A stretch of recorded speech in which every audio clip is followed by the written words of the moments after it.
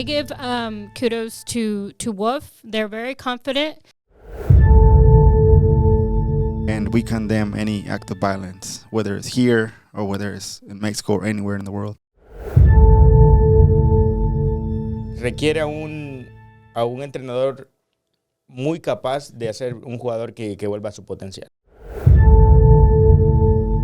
A lot of buzz this weekend in particular was related to ESPN. I saw one of your tweets go viral.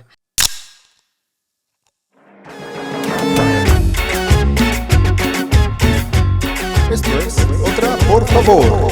This is one more, please.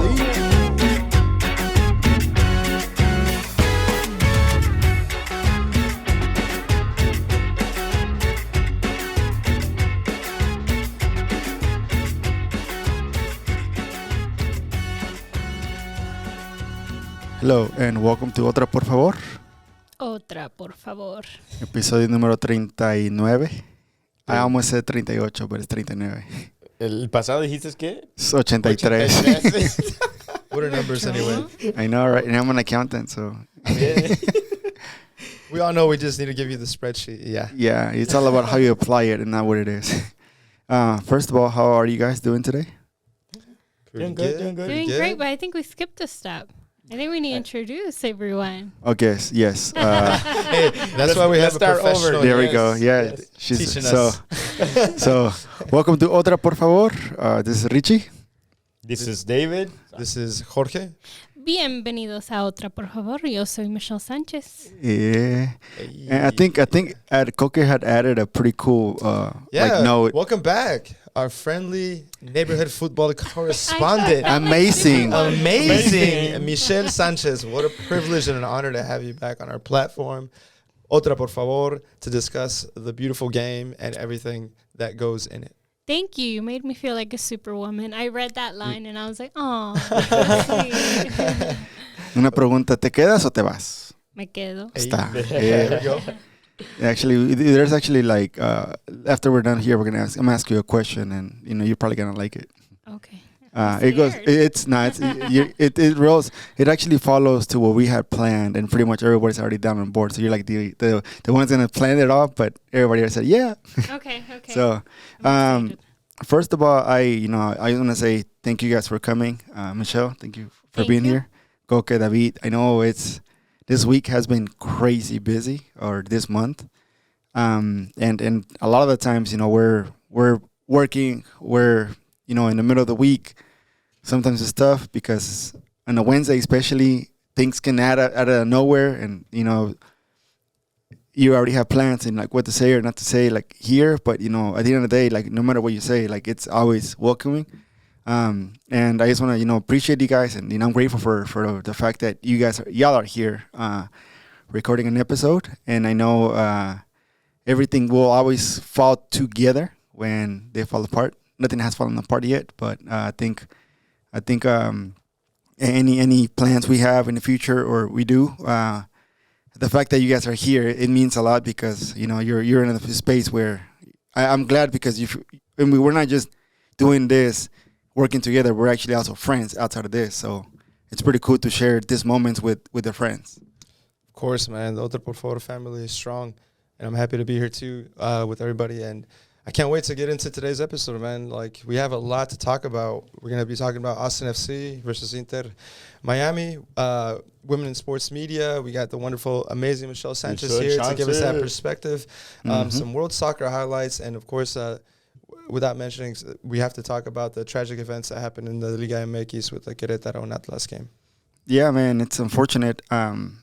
There's a lot of things that go with that, and hopefully there's changes, but they're also like there's drastic, measures that they take because it put a lot of people at risk. And we condemn any act of violence, whether it's here or whether it's in Mexico or anywhere in the world. But on us, switching up to back to the notes, Austin FC played and another win, 5-0. Another 5. Another 5. Manita. I think I had a Jorge asked me. El tocayo. Oh, yeah, tocayo. you were, and he asked me, after that, he was like, somos muy buenos o somos muy malos? And I was like, hey, o somos muy buenos o ellos son muy malos. And I told him, man. Los dos? And I told him, creo que los dos. I mean, when you play, you got to win. And, you know, that they're in the business of winning. So that's welcome. Right. I don't know. Think about it like this. You start a new job. You're so energized. Everything's going great. You just, you know, that's how I feel. They are super high.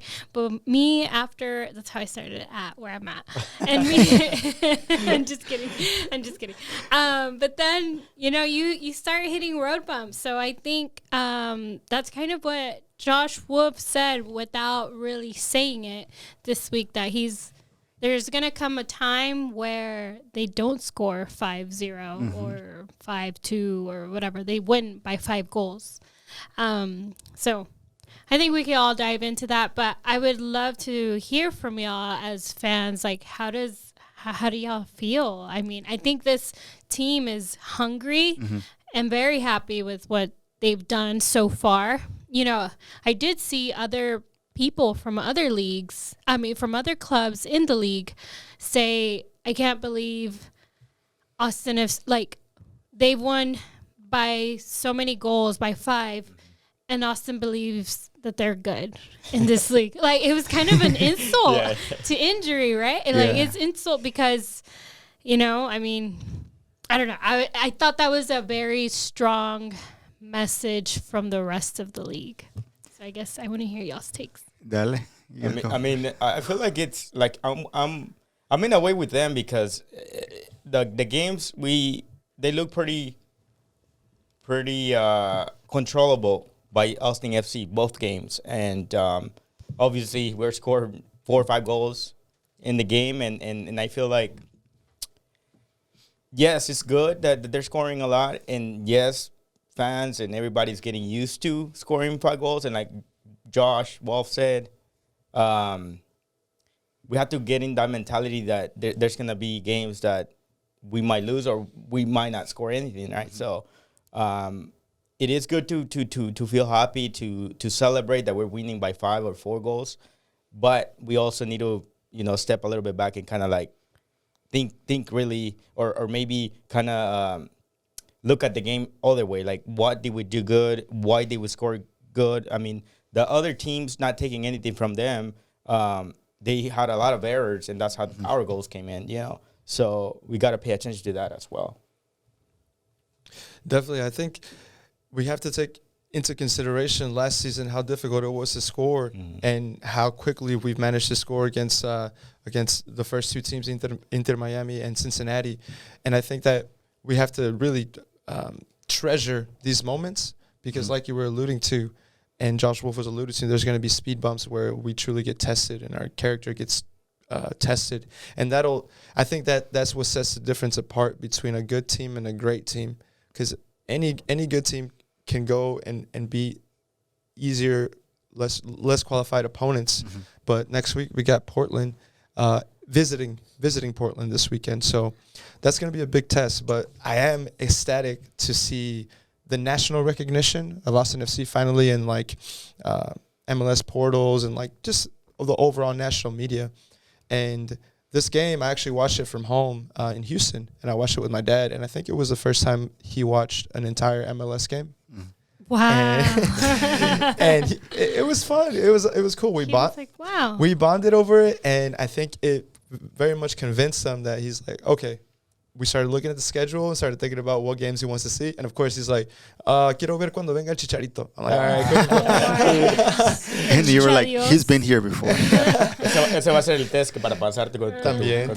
But it was awesome. It was awesome to share that with my dad and see the national recognition and get that buzz. You feel the city is, like, electric right now. So I think we should treasure this moment. But, like, all bad and good moments, they end up passing, you know. So we have to be recognize that. Right. ¿Y tú, Richie? I think you have to celebrate a celebration. I mean, you always have to take advantage of that and capitalize. You know, at every moment you have opportunity. You have to be, the team is being opportunistic, but they're also they know what they can do now. And for me, is if you win by that much, you keep playing well in a game, you're respecting yourself. You're also respecting the other player by not slacking. Like, you continue to play and pressure. And I think that's what I saw from the players. Just from what I've seen and from the way they stand in the field, like that confidence they have, that's very good. And even in this past game, they had a bit of a moment after the 3-1 where they kind of seemed like, oh man, they were gonna go back to their ways, but they felt like they started picking it back up again. So that's good. Now, from what Josh Whoop said is, okay, we won and everything, but we got to get back to work. And that shows how much I would say he has changed his perspective of what they can do now. I think now it's just like, all right, guys, we know what we can do. We got to continue doing it. And I think you're trying to touch on whenever, I don't know if it was a question that I asked. Yes. Oh, thank you. The question after you asked them in the press conference. Yes. So I asked him about, it's post-COVID, post-pandemic. I personally think that also had a lot to play with last season, because they weren't able to go to barbecues, or I think today after training they had a barbecue at the facility. They weren't able to kind of come together as a team. So you saw that on the field when you see that they were lacking creativity, depth, all the things, right? But now you have these group of guys, hanging out with one another. And so I kind of asked them, like, my long question short. I was like, how do you see this team? Like, why?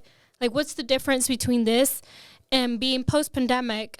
Like, do you feel like this has something to do with the way that they're playing, which is really great, and they've come close? And so he said, yes, like right now we're enjoying, we're having fun, but by tomorrow we know that we're here to play on the field, really execute, like we're serious about this. Because as you said, their biggest test this week is this weekend in Portland. Yeah. And they're not easy, and their fans are crazy, and that's their house too. So they're not like, they're not going to be quiet. No shame. Yeah. But they're not like San Jose where they have like 10 people in the stands. No, a lot of shame in that. Well, yeah, they're like us. They win at home. Those 3 points really matters to them. And so I give kudos to Wolf. They're very confident. They have more experienced players. They have different players.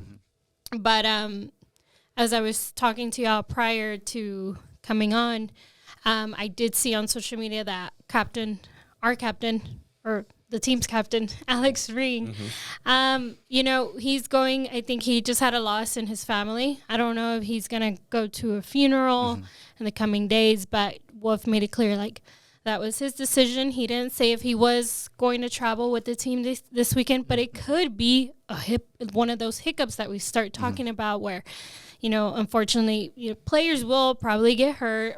Players, unfortunately have these types of situations. So is this team going to be able to not look as bad when they don't have their key players on the field, like Driussi, like Ring, Yeah. I think that's a test to see, right? As the season gets going. But I guess my question to y'all as well is, are y'all 100% convinced by Wolf? I'm so curious to know what people think about him now that, I mean, I want to say that, well, I remember last season when we met him and we saw what he brought to the table. I feel like, I still have doubts. There's still a lot of things that he needs to work on the team for. It is looking much better. There's more like, hay más más unidad en el equipo, se ve muy claro, en la cancha, se mira entre los jugadores cómo se comunican de la manera que saben dónde está cada jugador. O sea, eso quiere decir que los jugadores se están comunicando. Y eso no es parte del coach, eso es parte de simplemente del entrenamiento, de la forma en que se comunican y de los jugadores. Eso es aparte. Pero me gusta más la táctica que está poniendo, la forma de jugar, el jugar más. Quiere jugar más centrado. Antes jugábamos mucho de banda a banda. Ahora estamos jugando más centrado. Yo creo que Me gusta un poquito el cambio que ha hecho. Claro, tiene unos jugadores con más calidad, lo cual a lo mejor antes cuando ponía un tipo de juego no le funcionaba porque un jugador no estaba a la altura. O sea, puede ser muchas cosas, pero todavía yo creo que hay unas cositas que Wolf necesita mejorar. Y claro, yo no soy un coach tampoco, ¿verdad? Pero por lo que se ve de parte de un fan que le gusta el fútbol, hay cositas todavía que necesitan mejorar el equipo. Como en la defensa. Yo el primer partido, yo le pregunté, tu defensa se mira mejor, pero hay algunas veces Dos, que... tres que Hay como un hoyito siempre allí que no se mira muy bien, sí. What about you? Yeah, just looking at this last game, the only goal that Miami scored was coming out the back, trying to come playing out the back, high pressure by Miami, forcing the mistake by Ring that pretty much gave him a goal that reminded me a lot of last season. Luckily, this only happened once and we were already up by 3. So it wasn't that big of a deal, but against higher quality opponents, you can think that they're going to be more efficient and the press is going to be harder and they're going to have better quality of play. But as far as the Josh Wolf question, has it convinced me? I'm kind of on David's boat. Like, yes, I love these performances and I love what he's done and I love how the team looks, but I won't be convinced until we're truly tested. And even if we lose a game and how we respond the next game or a come from behind victory, those types of moments that are definition of momentum in a season. And right now it's really early. So I kind of savor this, but I also look at it with a grain of salt, thinking that, all right, this is a long MLS season. A lot of things can happen inside and outside the field. In the case right now of Ring, we're not going to have our captain on this very important game. Maybe.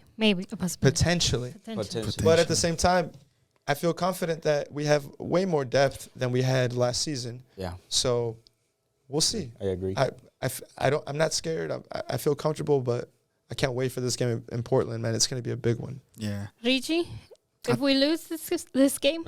No, I think for me it's you. I don't think a coach can ever te va a hacer convencer, I feel like there's always going to be something that it's going to be in a coach's work that it's never going to be convincing. Unless it's Pep. Unless Pep Guardiola. Nah, because he hasn't won a Champions with Man City. But he has won Champions. Yes, but not with Man City. That's the one thing that so he could be like a very good like for example you were saying Pep Guardiola, what he's doing with Man City, but he still has that thorn that he hasn't won the Champions yet, and they're gonna get him for that. Like, yeah, you can win the big one though. And the thing with Wolf is, I would say for me is, once he makes it to the playoffs, then I'm gonna be okay. Josh Wolf, you have 100% of my support. Like right now, I still support him.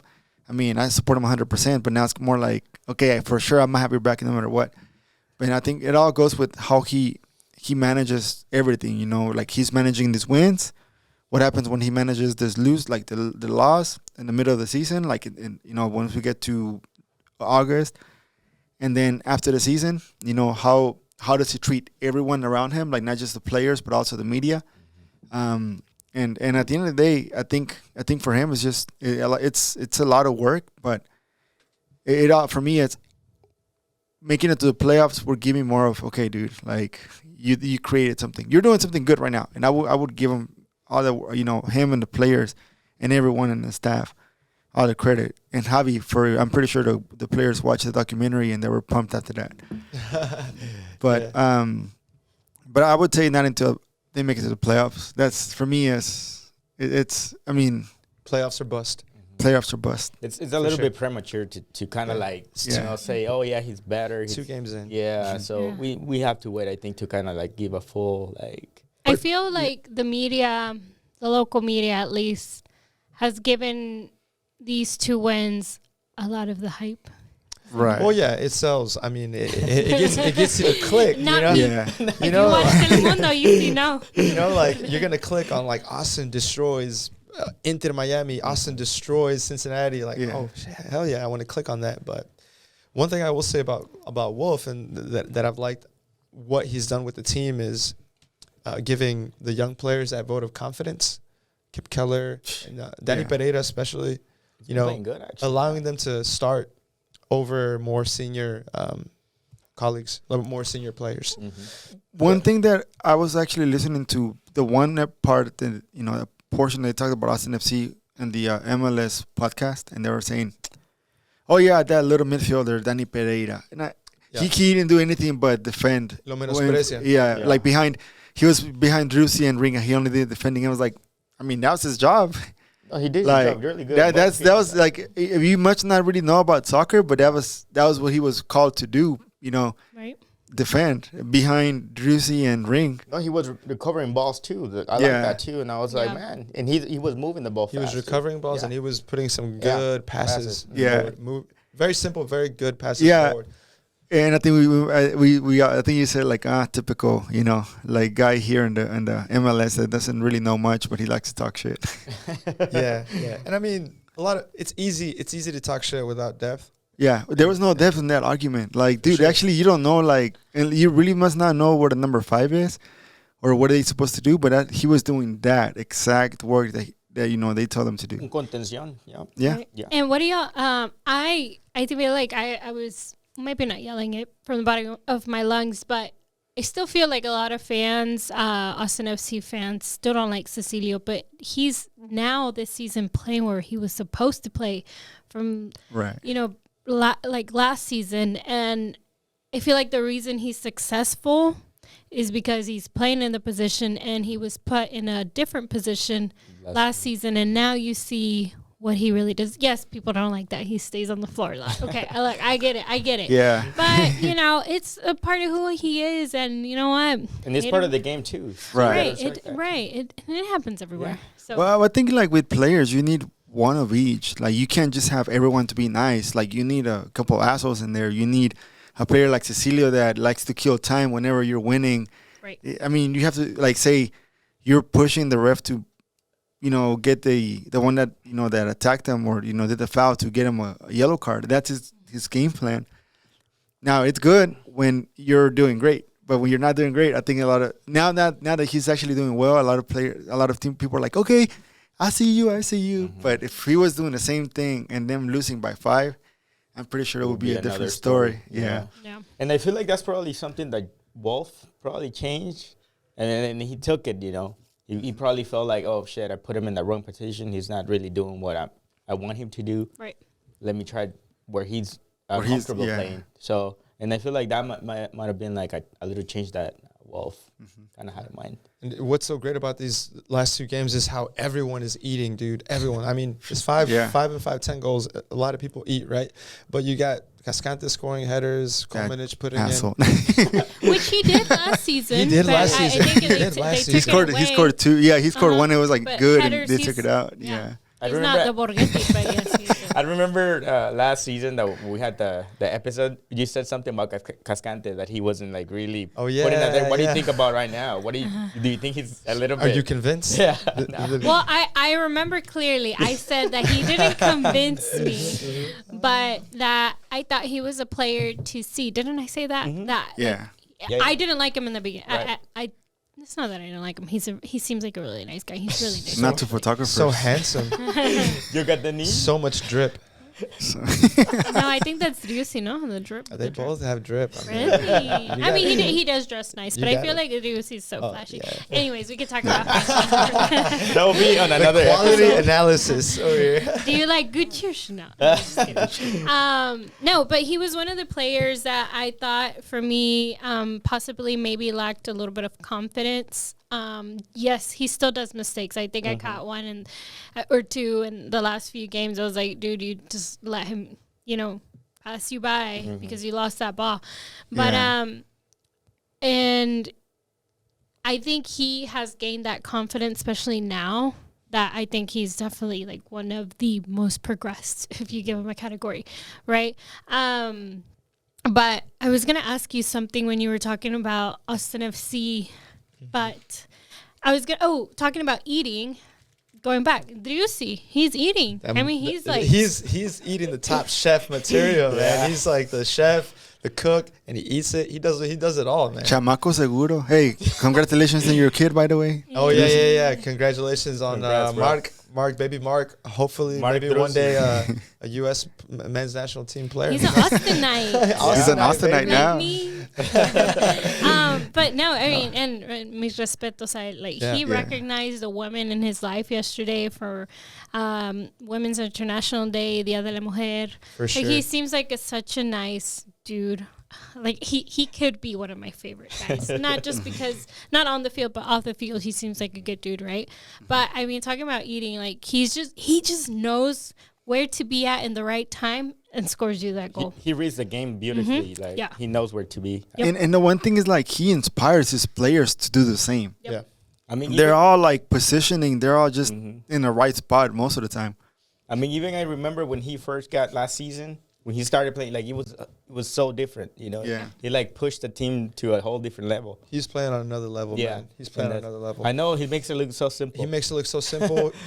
We were up, and he was like dropping back to midfield, haciendo Yeah. una caña, Uh-huh. doing a little Yeah, yeah. nutmeg here and there. I was like, this guy's having fun, and he's enjoying himself, and he's making his teammates better. And it's electric, man. My favorite goal is probably the one, the Zlatanesque goal que hizo de Karateka. Yes. Yes. And then his second goal last game. That one was amazing. I don't know how he thought about doing that, but that's awesome. I'm glad we have a player like him, like an MVP caliber player at Austin FC. But it was probably a diamond in the rough, right? Because from what I heard, Inter Miami actually was interested in Drusi originally, but they pursued another forward. Roger Martinez. Yes. And that didn't go well. That fell through, so they had to go with I forgot, Pizarro. Pizarro, Yeah. And that he's not That there felt anymore. like so- He left, yeah. Fuck them. Like, They're having a bad like signing players. Yeah. Dang, dude. Apparently, they they- want to get Messi. I don't know if you heard that. Yeah, I've heard about that one. Yeah. I mean, I'm pretty sure they have the money for It's it. very so. possible. Right. But I don't think But so. I'm glad Drusi found his way to Austin FC, and he seems to be having a great time and making the team a lot better. Yeah. What was I gonna ask y'all? Okay, so in the beginning last season, I feel like a lot, not just me, everyone really, when they started announcing these new players coming in, no one really knew who they were. Yep. The new ones? I didn't know anybody. Nah. Do y'all know who anyone is? Do you know who Johan Valencia is? I've heard of Johan Valencia, just from like small talks, like or maybe players that might come to the Mexican League. There's mentions, but not someone like or in particular or Martins, Right. which is kind of good because I feel like if you bring a superstar and that doesn't go well, then I don't know.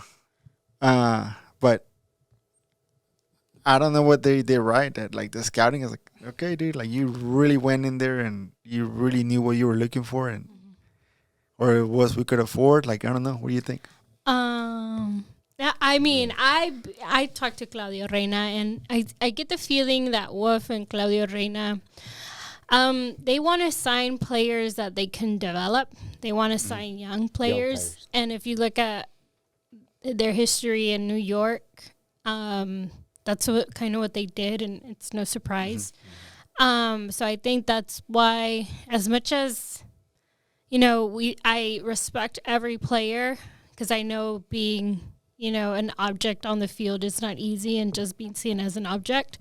And they could devalue you as a human, right? Like, oh, I don't know who this person is, right? But that's how I feel that's exactly what they wanted. And they don't want to pay so much money for a player that they could get domestically because their views are very different from Liga MX that, I don't know, like you may sign one big player or you get someone, I don't know. I feel like there's just more names that development-wise are bigger in Mexico than here. And I compare Mexico because they're a neighborhood country, right? But that I think that's my feeling, and they're in no rush. That was their thing. They're not in a rush to sign players and drop so much money so they could be a bust. That's what I got. That's what I get too. Luckily, everything that we have after 2 games has worked out. What if everything that they have done didn't work out the way it's going on right now, like with the new players?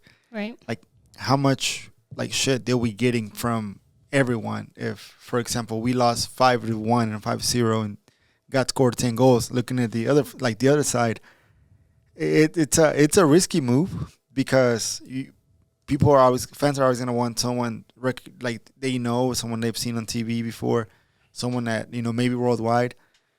But I mean, just the fact that you want to go with players that you can develop, it could be a risky move too. Like you're not spending a lot of money, you're trying to develop them. Sometimes it takes longer, like Cecilio's case, for example. And hopefully the one that I feel like could redeem himself around here could be Rodney Redes. Which I'm like, Rodney, if now I'm saying like if Josh Wolf helps Rodney like become the one player that he signed him to be, then I'm gonna be like, Josh Wolf, we're gonna buy you a 6-pack. You said Rodney. Michelle no se la cree, pero I feel like if Josh Wolf pushes Rodney to be like to his good like potential, I'll be like, dude, I don't know what you gave him, but all right. I mean, Well, pues no se ha visto. No, es que But he hasn't played like. Yeah, that's what he I'm saying. hasn't Like, played, so- Pero mira, Romaña tampoco no ha jugado. Y es Yeah. la cosa, bueno, es lo que él dijo. Dijo, va a haber, hay más competencia. Aunque ustedes no sepan quiénes son estos jugadores, les prometo que hay jugadores con más experiencia, no necesariamente en esta liga, pero traen algo al equipo, según es lo que él dijo, ¿no? sí, por eso confía en ellos, yo creo, y los tiene ahí, ¿no? Right. Lo que yo quería decir es que requiere a un coach para sacar a alguien como está ahorita en la condición de Ronnie Redes. Requiere una hablada con un entrenador que de verdad se te mete en la mente para poderte levantar de donde estás. No sé, no lo he visto cómo entrenan, ni sé si entrena, pero eso tiene que ver mucho también con el jugador, de qué quieres hacer, qué es lo que... Si quieres jugar, vas a hacer las cosas bien en el entrenamiento, si no, te quedas afuera. O sea, tiene que ver mucho en eso, pero a lo que voy es que requiere a un entrenador muy capaz de hacer un jugador que vuelva a su potencial. Imagínate que el vato entre un partido y se mete 2 goles. Like, Ahí vamos a decir, Wolf. no, hombre, Ahí Wolf. hizo. ¿Qué le diste? ¿Qué le diste? Now, real talk, if we look at the schedule, we have Portland Timbers come. Yeah, we visiting have pretty good games. We Like, have Yep. at home Seattle. versus Seattle Sounders, and then we visit San Jose. Mm-hmm. In all honesty, Rodney probably has his best chance of getting minutes in San Jose. Yeah. I'd say, I don't know. I'm not against Wolf, La but- Chofis. That's the thing. Anda That's bien the la thing. Chofis. Wolf isn't changing. Well, I feel like also Wolf isn't changing his lineup, I don't think he's gonna change it, which is good. which is Like, good. You but don't it's need to because change it. last season he had nobody. Yeah, It's because last that's- season I think it was a bust. The people that they got, Right. it was a bust. It was a and they severe saw lack it. of depth, a lot Right. of injuries, and think people. I mean, you got 2 They were players that going get cheeky. injured like Are we talking 3 about games Pochettino? in. Pochettino. Pochettino. Saludos. Saludos. Hey man, Te extrañamos. En Boca. te extrañamos, pero mejor de He's doing lejitos good. porque desde que se fue, you saw the team chemistry, Yeah. man. It changed, bro. Everyone's But even him, his own play. He's playing good, yeah. like it was a mutual breakup. A mutual It was breakup, good, which dude. is a good breakup. It was You good. know, you Like, one of those type of breakups. You look back, you're like, hey, okay, I we're see doing you. good. We're doing good. You know, it's ahí está. Hey. But real talk. So, what do you guys predict for the Portland Timbers game? Marcador, a ver cómo queda. 1-1. 1-1. Ooh. Yeah, I say 2-1, we lose. we lose. Ooh, 2-1. I we said lose. 2-1, we win. Ay, tú. Sheesh, I'm an optimist, man. And 3-1, baby. Give me 3-1. 3. Oh, I thought you were going to say 5-1. One, because I feel like Portland is gonna, they're gonna try to, compress their defense as much as they can, Mhm. They've seen. and then from that they're gonna start like building their game, which is what they did, when the we past. played Yeah, against them that's in exactly Portland. Yeah. They're gonna they're gonna make you come, and then Contragolpe. once you don't have any ideas, that's when they're gonna start gradually attacking, and that's what they're known for. They're more similar to Seattle and Portland. They have the same style where te la van a poner ya cuando ellos quieren, and they're gonna find the mistake, and hopefully Cascante and Kip Keller, Lima and Kolmanich, they're on top of their game, because I feel like the second half is gonna be crucial for what happens. Yeah, I think, I don't know. I think Romagna needs to come in. Romagna? I feel like, or Ruben.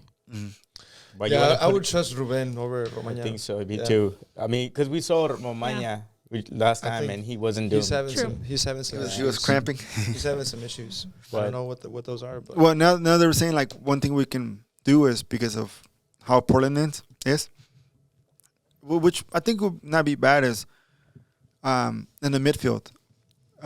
Like say we already know Danny can do good like You can defending, record, yeah. but like you need a little more physicality. So I would say Martins or Valencia could come in and bring that, that strength. El choque. yeah, And then for sure. and then once you need a dynamic player, then you bring in Danny Put in Danny Pereira, second half. right? That'll be solid. Para que les dé aire. Yeah. Mhm. Yeah.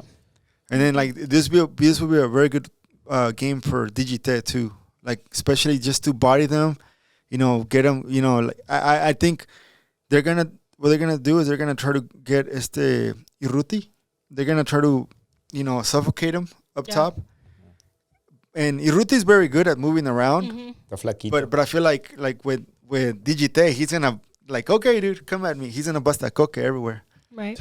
So I think that this is gonna happen. What is that? I don't What even know what is that that? is. He like say That you- every time somebody comes against People don't know if that's good or bad. man.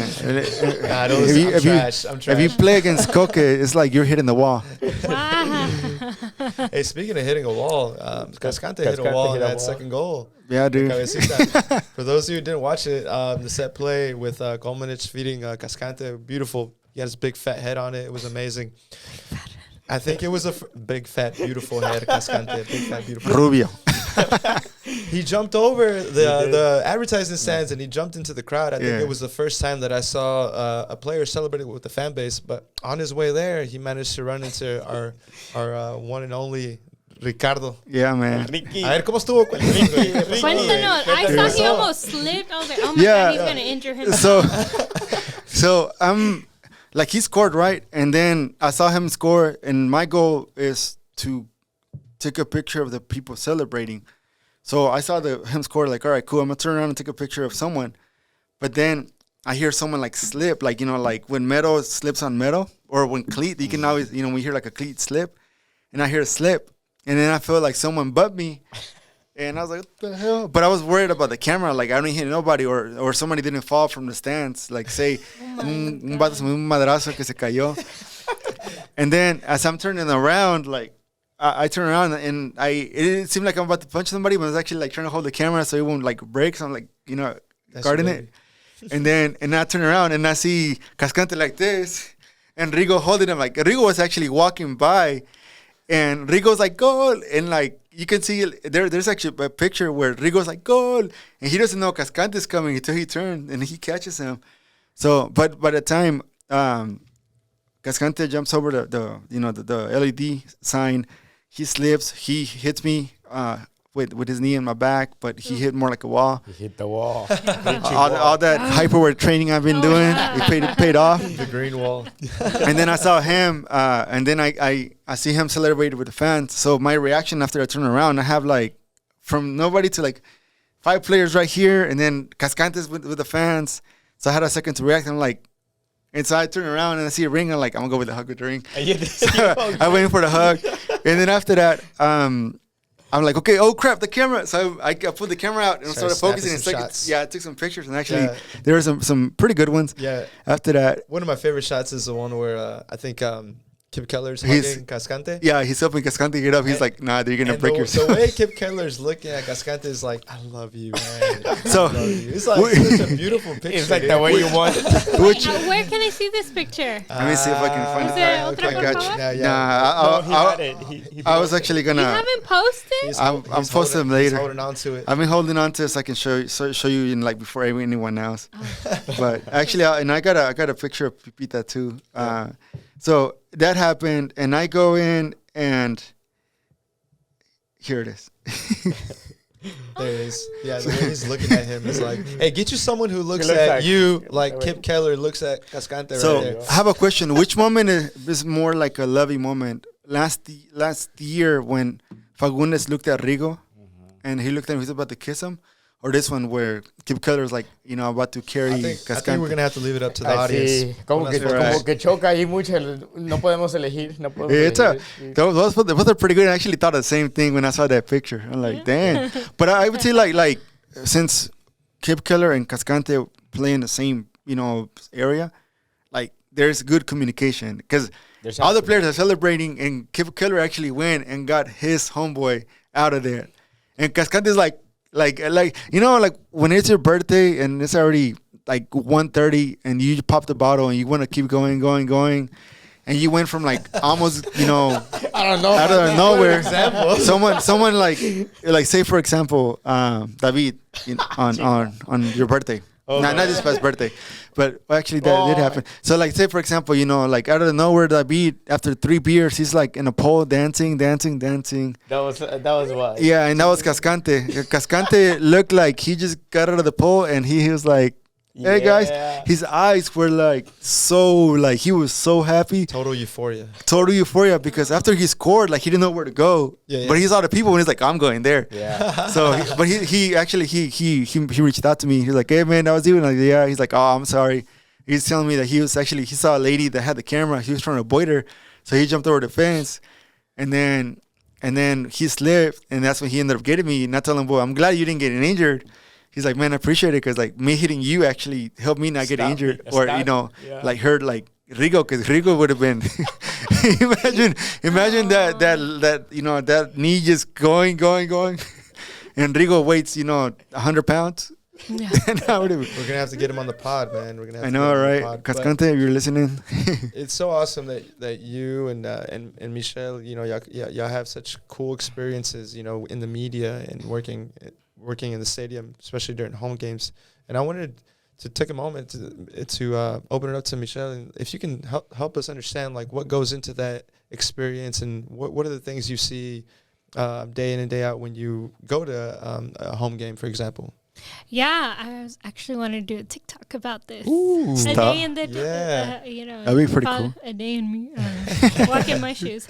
No, I mean a lot of people think it's so fancy, but me personally, I like to be on the field where you're at, really getting a vibe to the atmosphere, what's really going on. Because if you're in the press box, you're kind of away from everyone. Mm-hmm. It's kind of enclosed, so you don't really get the feeling because everyone's like being so serious, like typing and whatever, right? Which I get for concentration purposes. But yeah, no, the day, I would say like everyone, or at least me, I usually prep before, make sure, who's injured, the basic, right? And then I get there, and then I just kind of watch the game, see what's going on.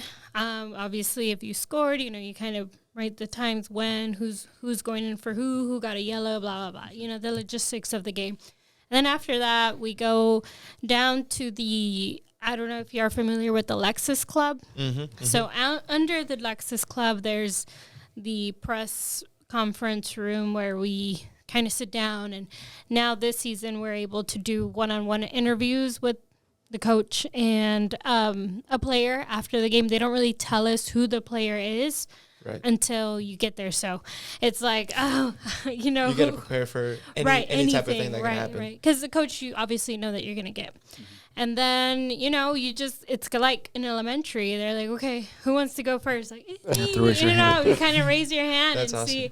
Right, and then, you already have, sometimes I go in and I'm like, okay, this is what my question is. And then the person before me, asks their question and then asks a second question. I'm like, bitch, like, what about me? It's my turn. Now what am I going to ask? Right. So I'm like, obviously you can ask a million questions, but you don't want to ask like like a really dumb one, as people would say. And then, and then, you kind of, after Wolf is done, they bring a player or vice versa.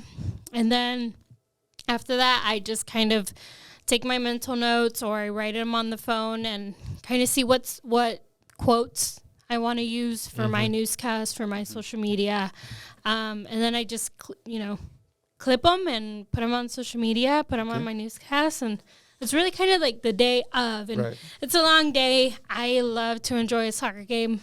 just going by myself or going with my brother, and actually watching it on the field as a fan. I like it better than going as a reporter. Right, because you're on the clock. It's a different thing. You don't get to really just enjoy it because you're working. Right, enjoy it, and at the same token, I just feel like there's like a little bit more added pressure. Like you know, and you're away from like the field and stuff. There's some. It depends. Like if you're a photographer, you're able to get on the field and you get to see those moments. But when you're up in the press box, it's like you get like away from everyone. So you kind of lose it, but. I mean, no, it's a lot of fun. I mean, and it's free. So, and they give us lunch or whatever, coffee. That's awesome. Yeah, I love following all the posts you do on social media and all the things that you kind of give like a little bit of a sneak peek access to what goes on during game day experiences and whatnot. And a lot of something that created a lot of buzz this weekend in particular was related to ESPN. I saw one of your tweets go viral. Right. Related to ESPN coverage. So I watched the game on ESPN, but I didn't watch the interview afterward. But apparently they were interviewing Drusi post game, right? So Taylor Twellman. I don't know how to say. You know that player that played for USA. El 12 hombre. I don't know how do you pronounce his name. I'm Taylor Twellman. Twellman. Yeah. Okay, I always say Twellman. I don't know why. Anyways, he was asking Diego a question. Oh, Diego. Yeah, it was Diego, and so Diego is bilingual, and he speaks obviously Spanish and English. He's bilingual, and so I guess Drusi was on the side, but you can't really see that with their camera, right? Because they're only focused on Diego. Right. And so he's like, "Hey, actually want you to stay here. You're gonna help me translate." And you know, he said it like very nice, whatever. I mean, it was like it seemed like they didn't have an issue with it. And then he was like, "Can you ask him how he feels playing at home in the stadium? You know, scoring 2 goals. I mean, he's our goal scorer, right?" And so Diego goes in Spanish, does a translation. He answers, and then Diego like paraphrases it really short, right? Because obviously he's not a professional translator. And then, you know, Taylor's like, "Okay, thanks, man. Like, good luck, you know." And they're bros, right? So it's like, "Oh, yeah, no problem," you know. But I found it an issue because I feel like there should be more brown people on TV. Look, if you're a league that you're going to get Spanish-speaking players, then you should have either A, a Spanish-speaking translator, or B, the network should get a Spanish-speaking reporter.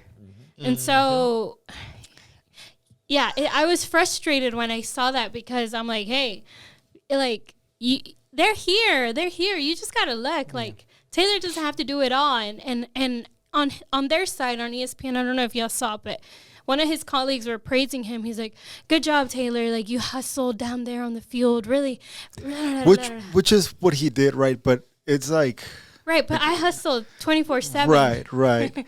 No one praises me, but I'm not asking for the praise. But I'm just saying, like, there's an opportunity for everyone. It just doesn't have to be someone who doesn't even... I don't know. Do you care? I don't know. This is a question to ask. No, and that's a good question because for me, ESPN has a stack of people that speak English and Spanish. Right. ESPN is owned by Disney. Disney is all about inclusion and it's all about bringing in every culture possible to the network, which is fine. But to not be able to capture that, like in-person events, like for example, when the MLS games are happening, they don't bring in coverage as how they do in La Liga MX, which is fine. But if you're saying like you're trying to grow your market in the Spanish community, you're gonna get people to come, you know, that speak Spanish more if you're able to, you know, whether you bring someone local like you, for example, or they bring someone that's actually a dedicated person that goes to every game and travels whenever they're gonna broadcast it. For me, I find that a huge drop because they don't understand the potential of the market they're losing and the audience they're losing. Because you're showing them in Spanish and that's great, but you're not.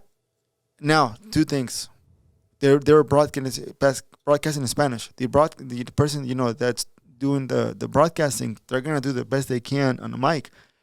whether it's in a studio or whether it's in a stadium. But I feel like for the amount of Hispanics, for the amount of people that we have here, especially in Texas, especially in a market like Austin that we already know has Hispanics, why not bring in two of your top guns, and do the same work as 12 Man was doing? I mean, because ESPN is going to come. They brought, 12 Man. He was there for a good 5 minutes. Those 5 minutes, you could have also done the same with the Spanish, someone that people will recognize. And I'm pretty sure that would have given more of a feeling, because it felt for me, it felt like a very boring, typical ESPN broadcasting that was not soccer based.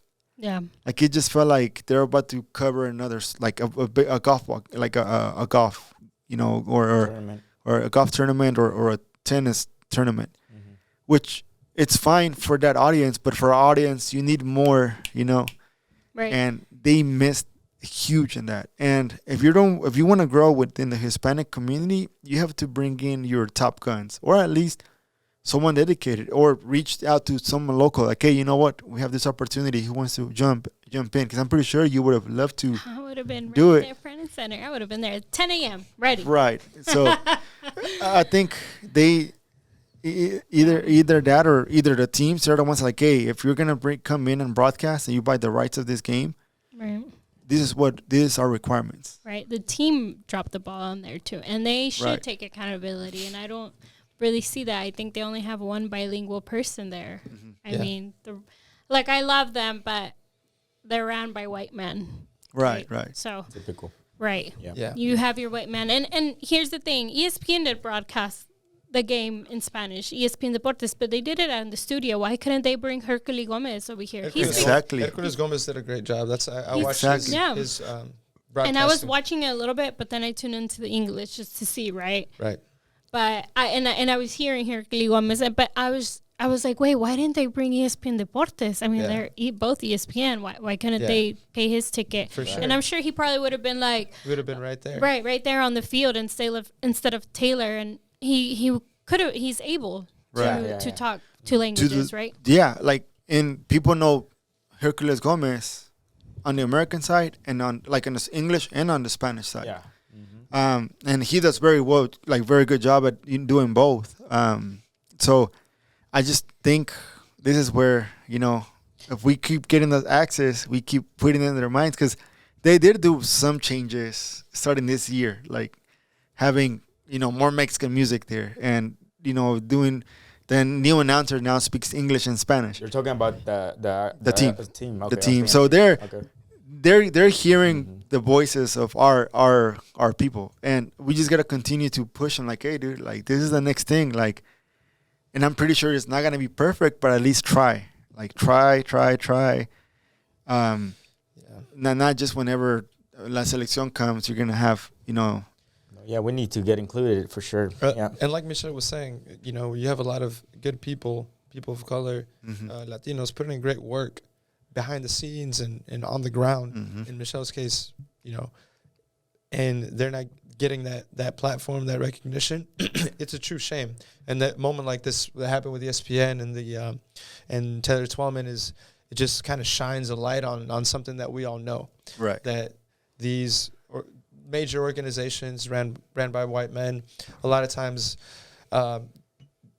they don't have that. They don't give that as much opportunity to people of color and people that are capable of bringing the league, the MLS league, to a broader audience. And I think that's a big mission that you have and that you speak to. Oh yeah, 100%. And I will call out anyone, and maybe I will get some people annoyed with my comments. Right. I'm sure But you I have did. to, I'm sure I got the front office probably rolling their eyes like, this Yeah. girl, here she goes again. But I mean, But that's hey, But you gotta do I it. am who I am. I've always said I'm not gonna be. I'm gonna be respectful, but I'm not going to be apologetic about how I feel about how.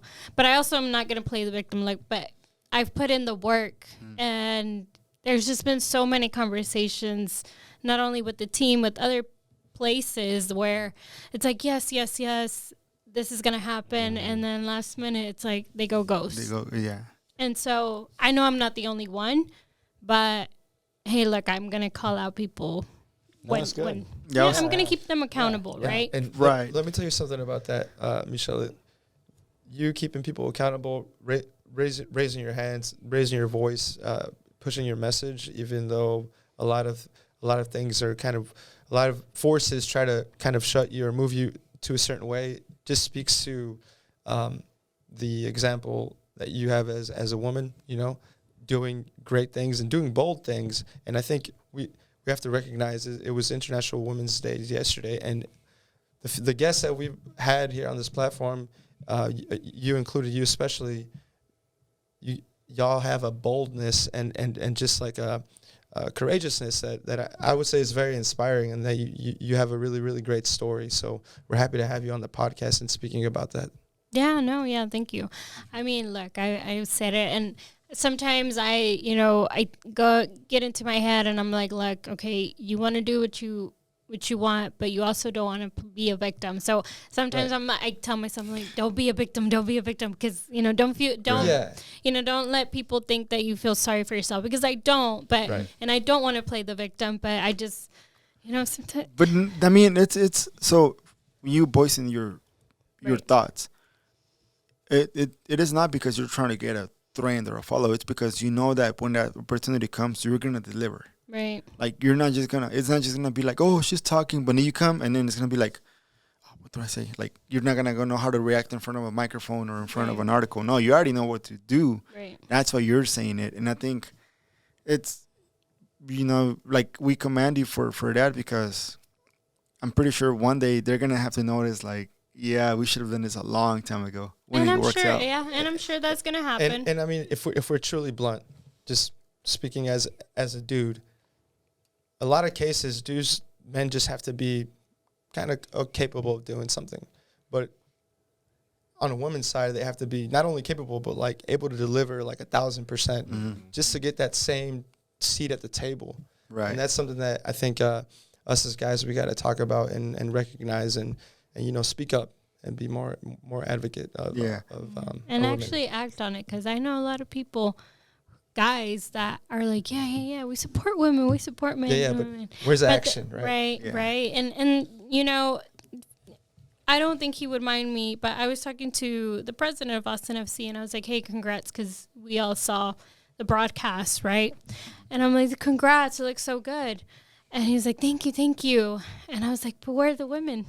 And he was just like, Michelle, he's like, I'm a supporter. I'm like, but it doesn't show. Yeah, you gotta show. You gotta. I was like, I was like, yeah, me. I'm like, but I'm also not the only one. I'm like, you have many candidates, I'm sure, that are capable of doing this. I'm like, but for all. And then literally right after that, I was having a conversation with Mike LaHood, and he was just asking me, questions, and I think they would have been really entertaining on air. But it's like, I mean, obviously I don't have that power to put myself on air with them. So I was like. Well, one thing that, like, Roma, actually, last week we were at Javi's documentary release, and Roma was talking about you. And she was saying, you know what, Michelle should be on the round table along with those guys, and she's gonna give it to him, like, because of her knowledge of the sport. Like, it's just gonna take us, because we're so inclusive about all these things in the stadium and everything around it, and it's great. But having you there, she said, I'm pretty sure that other people, like you said, other people could be capable, but you being there, it's gonna create something different, because it's someone that really knows, like, your shit. Yeah. And something that you've worked on for so long. So she said, I'm waiting for the day they actually call you and give you that spot, because I mean, you earned it. Like, it's not about deserving anything. Right. It's about earning it, and you've earned every single thing that you've done to get access to where you're at. You got the team knows who you are, and not just to, like, oh, you're this a famous person. No, like, they actually know you because of the work that you do, because of the constant communication, because you're a portal of communication to the people that don't speak English, which I believe everyone here should learn English, but that's a different story. Right. But at the end of the day, you're doing everything from your hand to reach another audience that they've been missing out on still. Right. And I appreciate your kind words, and I appreciate that. And I've been trying to do a little bit more on Telemundo side in Spanish. And I have a few male guys that watch Telemundo, and they're like, oye, me gusta, gracias por cubrir Austin FC, me gusta, quiero ir a un juego, ¿sabes qué? Si quiero ir a un partido, ¿sabes? Se miran bien chido, pero porque esta gente no va, right? Es que te abre la puerta a una audiencia más grande, ¿no? Sí. Que solo la de inglés. Right. En el momento que empiezas a hablar español, o sea, te da esa diferencia, ¿no? Y como tú lo dices, una persona cualquiera que habla español y te mira en Telemundo, por ejemplo, te lo va a dejar saber de que está encantado. Sí, ¿no? que está feliz y quieren ir y con su familia, pero por una cosa o otra. En primera ya sabemos que los boletos se vendieron. Sí. Y todos los que están vendidos, pues están a precio más alto. Las reventas. Ajá. Sí. Entonces, y todo es por teléfono. Mucha la gente no usa eso. Ella quiere ese ticket, tenerlo en la mano para poder. Sí. Just like me. I mean, exactamente. Mi mamá nunca. Pero It ¿sabes wasn't for me. quién la regó en esa parte desde el principio y nunca aprendió hasta apenas ahorita? Houston Dynamo. Ellos nunca aprovecharon el mercado que tenían porque hay millones de personas allá. Y de esa parte, un porcentaje grande habla español. Ellos nunca les importó ese mercado. Sí, solo cuando contratan un jugador, sí, tenemos a Erwin Quintero, tenemos a Ellis, tenemos a Landín. Pone García, Landín, pero nunca hicieron más para hacer que la gente realmente se sienta como es su equipo. Y creo que este equipo, si no hace eso en el futuro, porque ahorita él es el equipo de moda, ahorita todo lo y va a haber mucho soporte, pero cuando vengan las vacas flacas, y la gente pare de ir, ahí es donde tienes, o sea, si no agarras lo que más puedas, por decir, la audiencia abarcas más de lo que tienes, si no lo haces ahorita, en el futuro te va a pasar lo que le ha pasado a equipos como San José, como donde hay mucha gente hispana, pero no va la raza. Chicago también es igual. Dallas, nadie que escuchas que escucha la qué buena va a un partido del FC Frisco. Ese es el problema, o sea, si excluyes a un porcentaje de la población que vive ahí o que pudiera apoyar al equipo, el equipo pierde, sinceramente es todo. Entonces yo creo que deberían de aprovechar, especialmente ahorita como tienen ese momentum, ahorita con nuevo equipo, con todos los fans que están llegando, ahorita es de hacerlo para que vaya creciendo en vez de no cuando lo necesiten lo vamos a hacer, no, tiene que ser ya. Sí, y esa es la cosa. A mí yo desde un principio yo dije, no, ellos deberían de vender aunque sea un porcentaje en la Michoacana o lo que sea, ¿no? En una de estas tiendas donde uno puede ir como presencial a agarrar los boletos y para que la gente más o menos sepa, aquí hay boletos. Aquí los compramos. Porque O tener un representante, un account manager que se va a la Michoacana, ¿sabes qué? Alguien que habla español. Lánzate a estas tiendas y esos 100 boletos. Pero entonces la idea es, ahorita todos los boletos están vendidos según, toditos. No hay boletos para vender. Reventa sí hay. Sí. No, pero sí hay boletos. Ok, pero ¿hay asientos disponibles en el estadio? Son las reventas, Sí. Lo que está disponible son las reventas. Y eso es lo que voy. Sí, Y eso es lo que voy a hacer. No hay espacio. No hay. Y ese es el problema. Sí.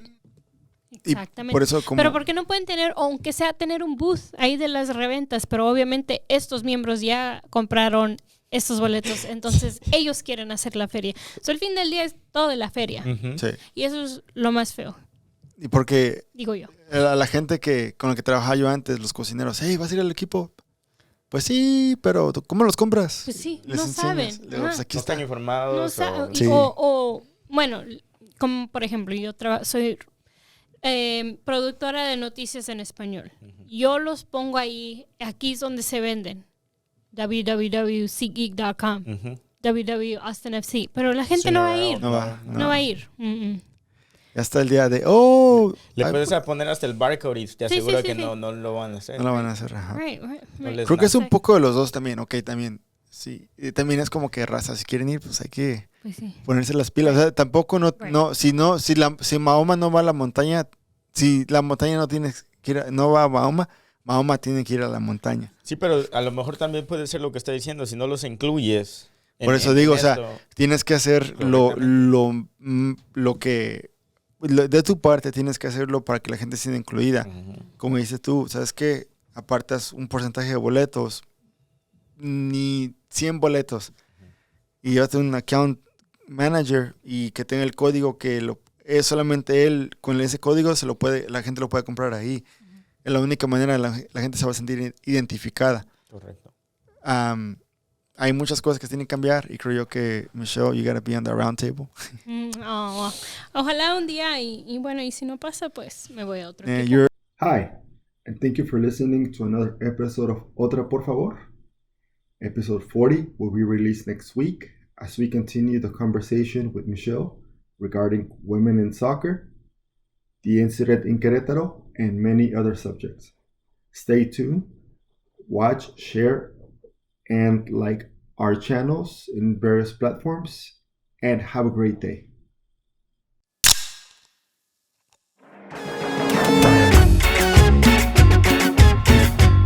Esto es Otra, por favor.